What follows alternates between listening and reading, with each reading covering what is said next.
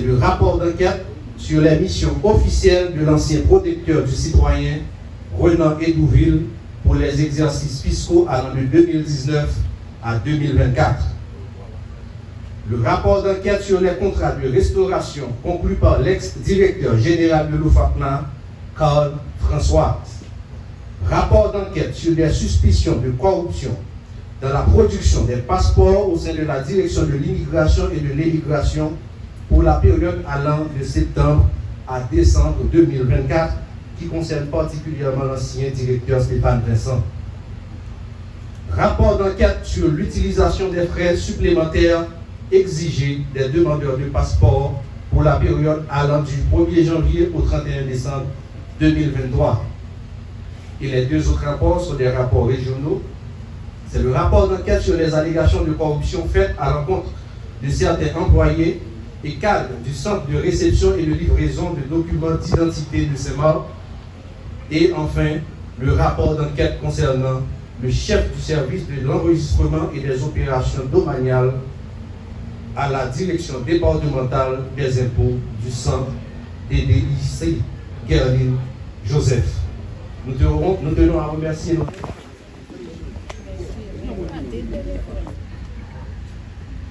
Haïti vit l'un des pires moments de son existence.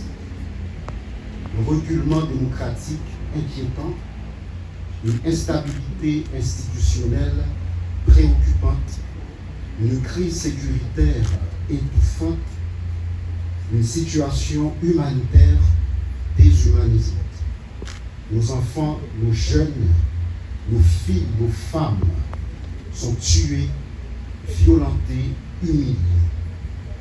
Malgré ce tableau noir, triste, sans pitié, les opérateurs de la corruption continuent de multiplier les stratégies dans quasiment toutes les sphères de l'État afin de piller, de détourner, de saigner le trésor public avec le même cynisme et la même arrogance que les bandits armés. Que ceci soit clair, de notre lieu à l'UNCC, nous ne faisons aucune différence entre ceux qui nous terrorisent, qui assassinent la population civile, et ceux qui nous volent et qui s'enrichissent illicitement. Aujourd'hui encore, l'unité de lutte contre la corruption, cet organisme transformé et vivifié, assumant avec courage et impartialité son rôle, droit dans ses bottes en tant maître et comme de fait, mais devant leurs responsabilités des agents publics, des hauts fonctionnaires qui ont porté atteinte à la probité, à l'éthique, en commettant sciemment des actes de corruption. 6 rapports d'enquête dont les résumés exécutifs sont rendus publics aujourd'hui vont être remis au commissaire du gouvernement. Il s'agit des dossiers de l'ancien directeur général de l'OFAPMA, de l'ancien protecteur du citoyen, de l'ancien directeur de l'immigration et de l'émigration, des cadres de la direction de la DIE et des centres de réception et de livraison des documents d'identité et d'autres fonctionnaires dans les régions. Ils sont reprochés des infractions de détournement de biens publics, d'abus de fonction, de passation illégale de marché public, de prise illégale d'intérêt, d'entrave au bon fonctionnement de la justice, de concussion, de favoritisme, d'association de malfaiteurs, de faux et usage de faux en écriture publique et d'usurpation de titres. Ces faits graves qui contreviennent aux valeurs sociales protégées ont été minutieusement documentés par nos enquêteurs aguerris, professionnels et compétents. Je voudrais à cette phase saluer le sens de l'engagement, le patriotisme, la résilience et la solidarité de ces hommes et femmes de l'ombre qui réalisent sous ma direction ce travail historique. Par leur œuvre, nous sommes en train de donner un autre espoir à ce pays. Ils font partie de ce groupuscule qui brandit très haut et avec fierté l'honnêteté et l'intégrité de la vie publique. De tels résultats, par ailleurs, ne sauraient être possibles sans le soutien combien précieux de nos partenaires techniques et financiers, notamment l'ONUDC. Leurs experts forment régulièrement nos enquêteurs qui sont plus que jamais mieux outillés pour conduire cette lutte acharnée. Je veux les remercier en ce sens. Par ailleurs, l'USCC veut saluer dans ce contexte très difficile les récents efforts de la justice dans certains dossiers de corruption qui tendent à lancer des signaux clairs de l'existence de magistrats qui ne s'alignent pas dans cette tendance générale de banalisation, de normalisation et d'institutionnalisation des actes de corruption.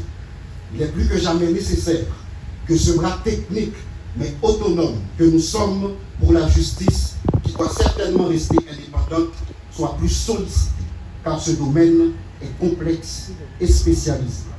C'est d'ailleurs en cette compréhension que l'État haïtien a créé l'unité de lutte contre la corruption. Par ailleurs, je note avec espoir la publication récente du décret portant création du pôle judiciaire spécialisé qui traitera des crimes financiers. Je porte aussi l'espoir que ce pôle sera rapidement rendu opérationnel et doté de ressources suffisantes et de magistrats compétents spécialisés en la matière et notamment reconnus pour leur intégrité et leur impartialité. Je termine mes propos pour rappeler que l'USCC, comme le hibou qui est son symbole, cherche avec insistance et perspicacité la vérité sur tous les scandales de corruption. Il existe des enquêtes plus complexes que d'autres, qui prennent plus de temps que d'autres. Je veux m'adresser aux dénonciateurs, aux lanceurs d'alerte. Soyez-en certains que toutes nos enquêtes aboutiront. Je veux parler notamment des enquêtes conduites sur le Fonds national de l'éducation FNE, au niveau du bureau de monétisation des programmes d'aide au développement PMPAD, des marchés de restauration de la police nationale d'Haïti, des fonds de développement et des collectivités territoriales, les FNDAT qu'on appelle communément fonds communaux, des enquêtes patrimoniales sur diverses personnalités politiques actuelles et anciens dignitaires de l'État. L'USCC qui, à partir de ce jour, transmet sous ma direction au total 56 rapports d'enquête sur des faits accablants de corruption, ne fléchit pas, ne transige pas, mais plutôt exige des comptes. Elle vient de déférer en état 3 anciens responsables des CRLDI après une enquête pénale, je dis bien pénale, approfondie, qui a duré plus d'1 an. Un pouvoir sans équivoque tiré de l'article 11 du décret du 8 septembre 2004. Pour les suites réservées à ce dossier, ainsi qu'aux autres, les yeux sont rivés sur le parquet de Port-au-Prince qui, comme l'USCC, exécute la politique anticorruption de l'État. Enfin, chaque journaliste ici présent sortira de ces lieux avec un résumé exécutif de chaque rapport d'enquête, comme me l'autorise l'article 9 du décret qui crée